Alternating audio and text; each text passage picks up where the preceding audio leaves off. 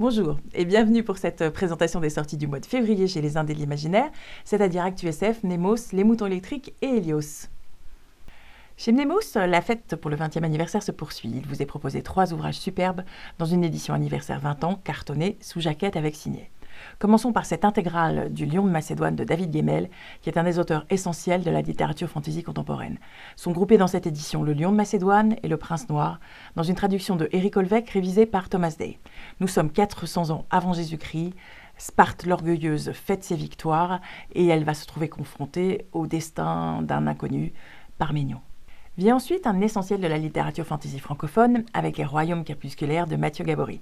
Si vous n'avez jamais poussé la porte de l'Académie du Souffre-Jour, si vous n'avez jamais croisé un danseur de l'orgol, plongez-vous dans cet univers dense sans attendre. Il y a peu de risques que sa magie ne vous capture pas définitivement. Troisième ouvrage de prestige, la trilogie de la Lune de Johan Elliott, qui dans une brillante uchronie steampunk revisite l'histoire, Jules Verne et bien entendu la Lune. Les prix Rosny Henné et Bob Moran ont récompensé l'inventivité et le talent de cet auteur qui nous emmène revisiter cet astre étrange et pourtant familier. Chez ActuSF, vous allez découvrir un premier roman plein d'énergie et de malice, La stratégie des As, dont l'auteur est Damien Snyders. Le mélange fantasy et steampunk fonctionne à merveille. Si pour le héros rien ne se passe comme prévu, pour le lecteur, démarrer sur un concours de bière avec un troll confirmera sans doute combien les Belges apportent à la littérature francophone. Abordons les sorties Helios, la collection poche des Indés. George R.R. Martin, auteur que vous connaissez peut-être pour une petite série inachevée, a aussi publié d'autres ouvrages et travaillé sur de nombreuses anthologies. Avec Au fil du temps, ce recueil de nouvelles traduites par Eric Holstein, sauf une par Daniel Lemoine, vous découvrirez toute l'inventivité de l'auteur en dehors du trône de fer. Et vous pourrez aussi vous pencher sur l'étonnant paradoxe temporel et toutes les apparentes incohérences décrites par Roland C. Wagner dans Poupée aux yeux morts, roman vainqueur du prix Rosny Henné, qui vous est présenté en un volume avec postface de Michel Pagel. Voilà, c'est tout pour ce mois-ci. 2016 étant une année bissextile, en février vous aurez donc un jour de plus pour lire. Profitez-en.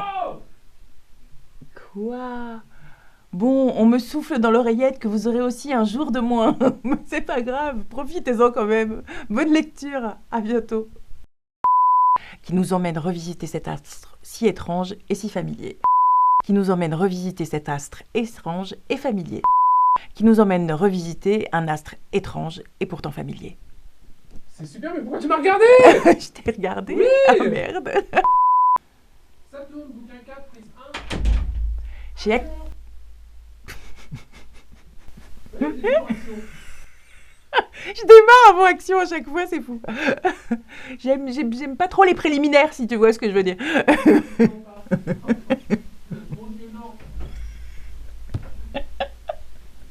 Allez, c'est parti.